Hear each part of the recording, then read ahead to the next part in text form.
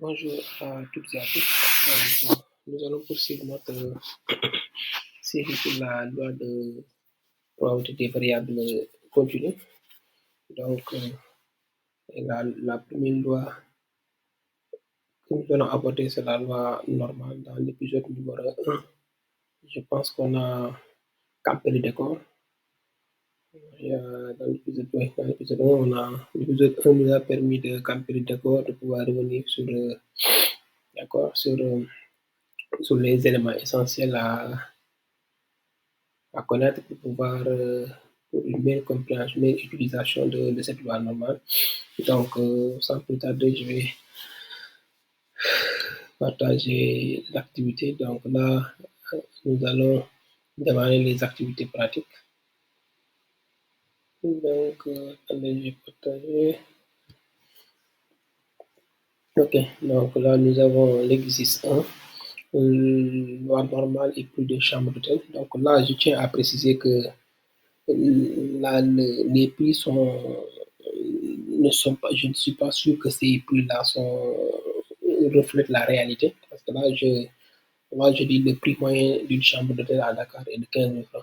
Donc maintenant, une fois que vous aurez les prix réels, donc à partir de là, vous allez pouvoir reprendre le même exercice, la même activité.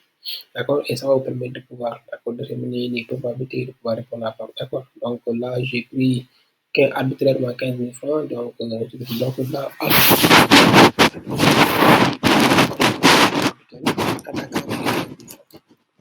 d'accord?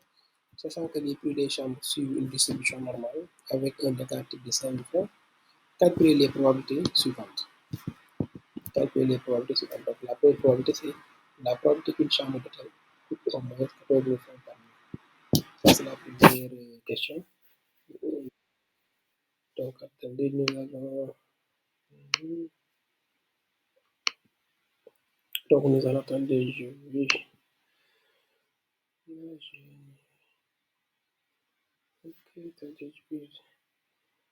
Ok, c'est bon, ça marche. Donc, là, on nous parle de.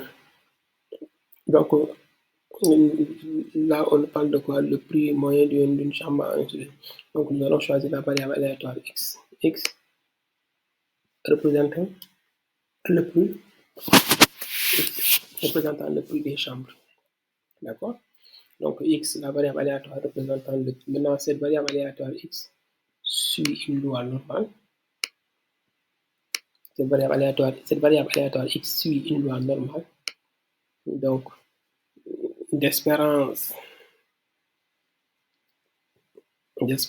est égal à 15 000. N'oubliez pas que l'espérance c'est une moyenne. D'accord? Donc, nous connaissons nous. Et d'écart type aussi. Donc, les paramètres sont là. D'accord? Maintenant, x suit une loi normale d'espérance mu et d'écart type petit sigma. Parce qu'on avait dit, si x suit cette loi normale, donc alors t suit une loi normale, suit la loi normale centrée réduite. Donc t suit une loi normale centrée réduite. Alors, ce qui est la part la plus importante, c'est l'expression de t. Avec t, donc avec t égale. Ok. Qu'est-ce qu'on avait dit concernant le t? Le t est égal à quoi? T est égal à x moins mu, sur l'écart type. T est égal à x moins mu sur l'écart type. Donc le t est égal à combien là? Le x, je le remets, il est là, x est là. Maintenant, le mu, quelle est la valeur de mu? Mu, c'est 15 000. D'accord? C'est le prix moyen, 15 000. Donc là, nous avons 15 000. 15 000 divisé par l'écart type, 5 000 francs. C'est bon? Donc là, vous avez votre t. Maintenant, une fois que le t est défini, c'est fini. Donc à partir de là, nous pouvons. D'accord? Donc, si x, si une loi normale d'espérance mu, d'écart type statistiquement, alors T suit une loi normale centrée réduite avec T est égal à x moins mu sur l'écart T. X, donc T est égal à x moins 15 000 sur 5 000. On à partir de là, nous allons commencer par donc, la probabilité qu'une chambre d'hôtel coûte au moins 15 000. Donc, il faudrait d'abord traduire ça. Donc, chambre d'hôtel, donc X coûte au moins. Je pense que c'est ça, hein? Coûte au moins. Une chambre coûte au moins. Ok, coûte au moins. Maintenant, il y a ces quatre-là qu'il ne faudrait pas mélanger. Il y a au moins, moins de. Par exemple, si on me dit au moins 3, donc ça veut dire que 3 c'est le minimum. Ça doit être supérieur ou égal à 3, au moins 3. Si on me dit moins de 3, ça doit être strictement inférieur à 3. Moins de 3, strictement inférieur à 3. Maintenant, si on me dit au plus 4, au plus 4, cela signifie aussi que nous ne devons pas dépasser 4. Donc, ça doit être inférieur ou égal à 4. Maintenant, si on me dit plus de 4, là, ça dépasse forcément le 4. Nous allons débuter à partir de 5. D'accord? Donc, au moins, là, on vous dit là, au moins combien? Coûte au moins 14 000. Donc, 14 000. Donc, au minimum 14 000, donc ça doit être supérieur ou égal à 14 000. C'est cette probabilité-là qu'on nous demande de calculer. Donc là, 14 000. Là, je mets le P. Donc le point de départ, même si vous faites le changement de variable, vous commencez par le grand X. Hein. C'est ça le point de départ. Maintenant, à partir de là, d'accord, vous introduire le T petit à petit, hein, c'est possible. Donc, comme aussi vous pouvez le faire en un seul coup. Tout dépend de votre compréhension. Donc, vous voyez là, X est supérieur à 14, X est supérieur, attendez, là, on dit, coûte au moins 14 000, donc supérieur ou égal à 14 000. Donc, n'oubliez pas là, c'est supérieur ou égal à 14 000. Donc, au moins 14 000.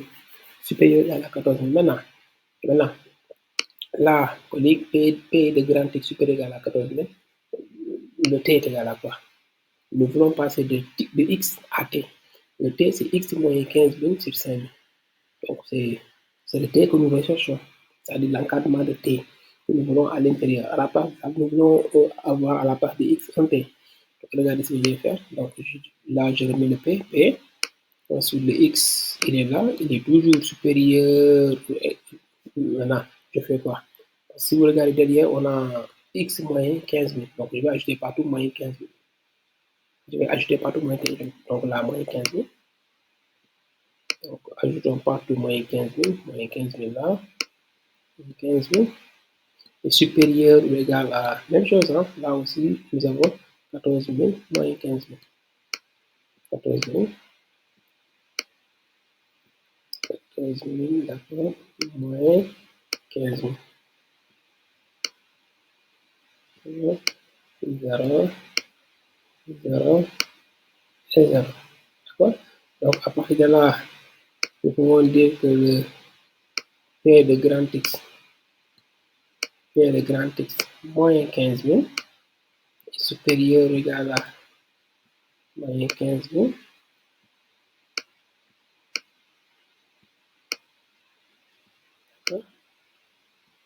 Est supérieur ou égal à plus tard, nous allons pouvoir diviser. Donc là, supérieur ou égal à combien? Moins 1000. Hein? Donc, on avait aussi la possibilité de diviser là, tout ça par là, à partir de là, de diviser le subscript là par combien? Par 5000. Mais c'est pas grave. On va régler ce problème-là à la ligne suivante. Donc P2, là vous avez P2. Nous allons diviser tout ça par 5000, x moins 15 000. Donc là vous avez x moins 15 000. Et vous le divisez par 5000. 5000, c'est l'écart. Donc là, ouais, nous retrouvons le T, ça fait le T, supérieur ou égal à... Maintenant, Le problème, c'est quoi? Tout le travail que vous ferez à gauche, c'est le même travail qu'il faudrait répéter ici à droite. Si vous ajoutez moins 15 000 à gauche, vous allez rajouter moins 15 000 à droite. Si vous divisez toute la ligne, par exemple, toute l'expression qui est à gauche par 5 000, vous allez faire la même chose aussi pour l'expression qui est à droite. Donc, moins 1000 divisé par 5 000. D'accord? Donc, ouais. Là, il n'y a rien d'extraordinaire. Hein? C'était faisable et simple. Donc, il suffit tout simplement de, d'abord de poser le T dès le départ avec, en remplaçant lui, sa valeur, le petit signe par sa valeur, et à partir de là, vous X. Donc, le T est là. Comme toute l'expression qui est à gauche représente, ouais, tout ça représente quoi? T. Tout ça, c'est T. C'était P de T est supérieur, P de T est supérieur ou égal à combien? Maintenant, moins 1000 divisé par 5000, c'est moins 1 cinquième. Moins 1 cinquième, c'est moins 0,2. Moins 0,2. Attention, nous avons une valeur négative. Donc, une valeur négative, là, vous ne pouvez pas mettre directement. Déjà, là, vous avez supérieur égal. Ensuite, la valeur négative. Maintenant, là aussi, je vais vous montrer quelque chose. Donc, regardez. Nous voulons P de T supérieur ou égal à moins 0,2. Donc, un petit visuel. Hein? Donc, là, je vais représenter. Donc, regardez là.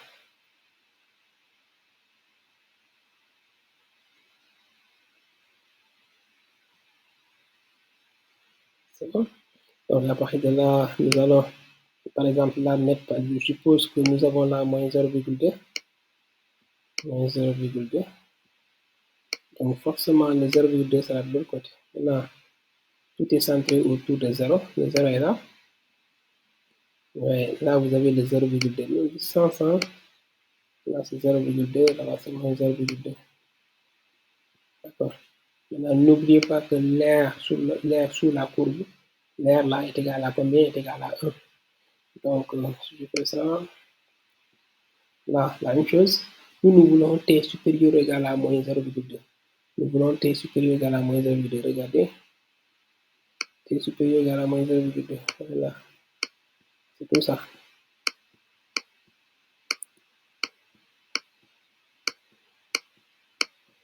Supérieur ou égal à moins 0,2. Donc, c'est l'air là qu'on demande. Hein?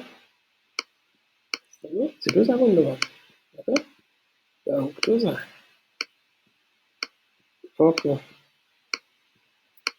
maintenant, cet air là est aussi égal à quel air? T supérieur ou égal à moins 0,2. Donc, c'est tout ça. Maintenant, si je prends, regardez, si je prends là, l'air là que je vais colorier en jaune, c'est la même chose. C'est la même chose. Nous avons la même chose. Nous avons la. Donc, et comme c'est la même chose, donc nous pouvons remplacer P de. À partir de là, nous pouvons remplacer. Donc là, par le T supérieur égal à moins 0,2 par T inférieur égal à moins 0,2. Donc on est là aussi comme ça. Ouais. Tout est centré autour de 0. Ouais. C'est la même chose. Donc là, je dirais que tout ça est ici égal à P de T, P de T inférieur ou égal à 0,2 exactement. Là, je réponds pas. Inférieur ou égal à 0,2. Ouais. Donc, donc là, vous avez P de T supérieur ou égal à moins 0,2. C'est tout ça. C'est aussi égal à P de T inférieur ou égal à 0,2. Et P de T inférieur ou égal à 0,2 est égal à combien? Est égal à pi de 0,2. Pi de 0,2. D'accord? Maintenant, pi de 0,2, donc je vais montrer la pi de 0,2. Donc nous allons prendre le tableau que je vais partager. Je vais un tout petit peu pour le 0,2. Voilà pour le 0,2. Puis le 0,2. Le 0,2 est là. Hein? 0,2 est là. Maintenant, 0,2, après c'est 0, 0, 0, 0. Donc, c'est la première valeur qui nous intéresse. Parce que comme c'est 0,2, tout simplement, donc 0,2, c'est l'intersection entre 0,2 et 0,00. Donc, la probabilité est égale à 0,5793. La, la probabilité est égale à 0,5793. Là, vous avez le tableau de la loi normale, ouais, la loi normale centrée réduite. Donc, voilà le pourquoi nous faisons cette transformation. Parce qu'à partir de là, nous pouvons lire la probabilité. D'accord? Et là, vous réglez votre problème. Donc, la probabilité est égale à pour 0,2, c'est 0,5793. 0,5793. Donc, 0,5793 est égal à 0,5793. Donc là, vous avez la probabilité 0,5793. Et on peut l'exprimer là, ce format-là, en disant que c'est 57,93%. 57,93%. Donc nous avons 57,93% pour que la probabilité d'une chambre d'hôtel coûte au moins 14 000. Donc là, pour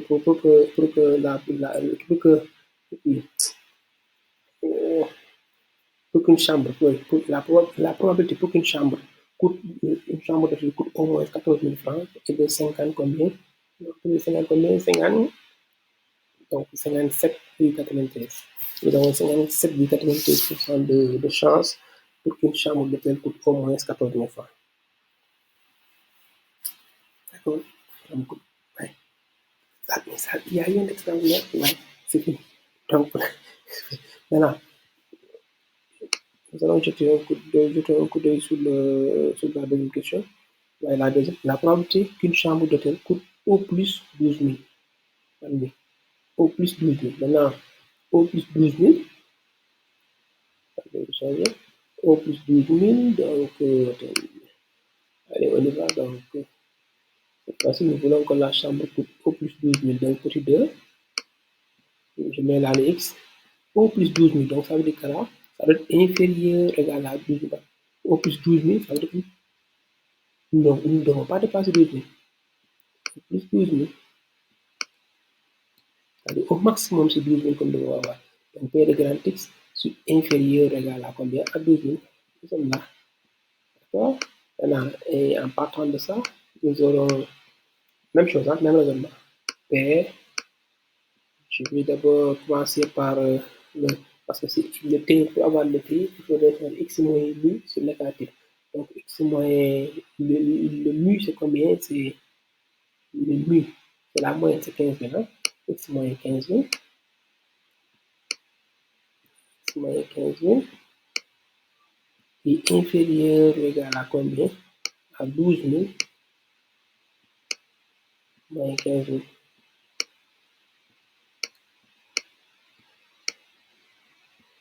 12 000 moins 15 000. Jusque-là, c'est bon? Donc, maintenant, une fois que vous aurez suffisamment de maîtrise de cette situation, donc vous pouvez aller directement à partir de là, à partir de la première ligne, directement là, sur la deuxième ligne, PRT, d'accord? PRT inférieur, d'accord, rapidement. Donc, mais attention, si vous êtes sûr de ce que vous racontez, donc X moyen 15 000, si vous êtes sûr que votre réponse, vous jugez que votre réponse là, vous maîtrisez les choses, donc vous pouvez le faire. Hein. Si vous doutez, si vous n'êtes pas sûr, donc vous pouvez faire les choses étape par étape. L'essentiel, c'est de trouver le bon résultat, d'accord, avec une démarche cohérente. Donc 12 000, moins, maintenant, là, je vais faire moins 15 000, divisé par 5, voilà, divisé par 5 000. C'est la même chose, hein. Et à partir de là, on dira que P de, parce que ça correspond à T. Tout ça, c'est tout ce qui est à gauche, c'est T. Inférieur ou égal à 12 000 moins 15 000, c'est moins 3 000. Donc 3000 divisé par 5000, c'est 3 cinquièmes. Donc 3 cinquièmes. Donc 3 cinquièmes, c'est moins 0,6. Moins 0,6. Maintenant, ouais, là aussi le raisonnement que nous allons adopter. Cette fois-ci, nous avons P de T inférieur ou égal, mais le problème c'est que là, la valeur de cette valeur elle est négative. Donc, même chose, hein, regardez. Regardez, je vais encore faire une petite représentation pour montrer, donc je reprends encore.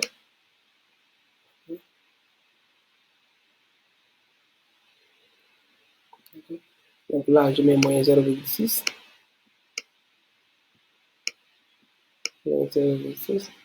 Là, je mets 0,6. 0,6. Tout est centré autour de 0. Et là, on est là. Mais cette fois-ci, ce qu'on demande de faire, c'est P de T inférieur à moins 0. Inférieur à moins 0,6, on est là. D'accord? Inférieur à moins 0,6, plus petit que moins 0,6, on est là. Maintenant, cette terre-là correspond, à ça. C'est la même chose. Oui, c'est la même chose. Même chose. Même chose. Pas de différence. Il n'y a pas une différence. Donc, à partir de là, donc, on dira que c'est égal à P de. Là, nous allons éliminer le moins. P de T. Cette fois-ci, donc, supérieur ou égal à combien? 0,6 seulement. Supérieur ou égal à 0,6. La probabilité pour que T soit supérieur ou égal à 0,6, c'est égal à combien? Donc là, comme c'est supérieur, nous allons prendre les marques contraires. Donc c'est 1 moins P de T, 1 moins P de T inférieur strictement à 0,6. Or, P de T inférieur strictement à 0,6 est égal aussi à P de T inférieur ou égal à 0,6. Donc là, nous avons 1 moins P de T inférieur ou égal à 0,6. Là, nous allons utiliser notre tableau.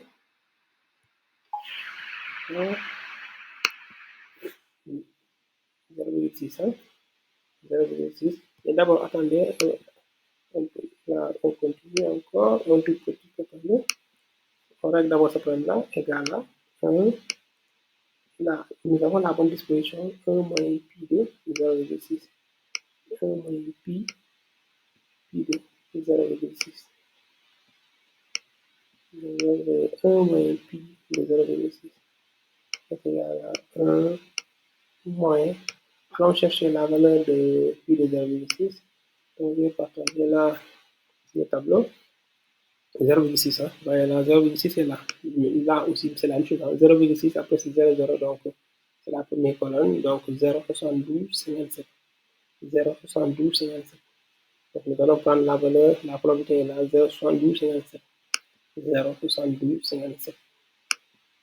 0, donc là, c'est 1 moins 0,72, 57. 1 moins 0,72, 57. 72, 57. La valeur trouvée va représenter notre probabilité. D'accord? Cette valeur-là est égale à, attendez, on aura 3. 3, là 6 c'est 4. 4. Là 3 c'est 7. Là c'est 7. Le 7, 8 c'est 2. Le 0 là, je mets 1, donc 0. Donc là, nous sommes à 0,2743. Ce qui signifie que la probabilité est de 27,43%. Donc la probabilité pour qu'une chambre coûte au plus 12 000 francs est de 27,43%. Donc nous avons 27,43% de chance pour qu'une chambre choisie au hasard, une chambre de choisie au hasard, d'accord, coûte au plus 12 000 francs. Au plus 12 000 francs. Là, au plus 12 000 francs. D'accord. Maintenant, une fois que vous aurez les prix réels, vous remplacez les prix réels par remplacez ces prix-là par les prix réels et vous reprenez les calculs. Là, vous aurez toutes les réponses. C'est bon? Très bien, très bien, très bien. Ouais, là, il n'y a rien d'extraordinaire. Donc là, vous avez la deuxième probabilité. C'est seulement ce travail-là qui nous attend. Maintenant, là, d'abord, la dernière question est, d'accord, il y a donc, la question. Là, la probabilité qu'une chambre d'hôtel coûte entre. Donc là, je vais, pour ne pas que ça tue trop en longueur, vous voulez. Donc nous pouvons, par exemple, à partir de là, arrêter ça là. Donc je vais arrêter le deuxième épisode au niveau de ces deux premières questions-là. Maintenant, les questions 3 et 4, je vais les mettre dans l'épisode 3. D'accord? Épisode 3, les questions 3 et 4. Ouais, il n'y a rien d'extraordinaire. Donc, d'abord, vous commencez par votre par choisir soit X, la variable aléatoire représentant, qui représente le prix des chambres. D'accord? Donc, X, prenant la variable aléatoire qui prend le prix des. C'est lui qui va. C'est cette variable aléatoire qui va prendre représenter le prix des chambres. D'accord? Cette variable aléatoire suit une loi normale d'espérance mu et d'écarter petit sigma. Maintenant, T va suivre une loi normale santé réduite avec T est égal à X moins mu sur négatif. Vous définissez votre T et après le reste, donc là, vous répondez. Donc la première question, nous voulons que le prix d'une chambre soit comment? Donc, nous voulons que le prix soit au moins le prix coûte au moins 14 000. La première question, nous voulons que le prix coûte au moins 14 000. La deuxième question, nous voulons que le prix coûte au plus 12 000. Au plus 12 000. Donc, au moins 14 000, c'est supérieur à la 14 000. Au minimum 14 000. Au plus 12 000, c'est inférieur ou égal à 12 000. Donc, maintenant, il reste les questions 3 et 4. Pour la question 3, donc, ça, nous avons deux prix. Nous voulons que le prix soit compris entre 14 500 et 16 000. Et pour la question 4, ça veut dire que là, on vous donne une probabilité, on vous donne la probabilité, et c'est le prix qu'on nous demande de calculer. C'est bon pour ça? Donc, nous allons nous arrêter là pour l'enregistrement, pour l'épisode 2. À très bientôt pour l'épisode 3. Merci beaucoup, que le Tout-Puissant à la veille sur vous. Merci beaucoup. Merci, c'est gentil. Merci.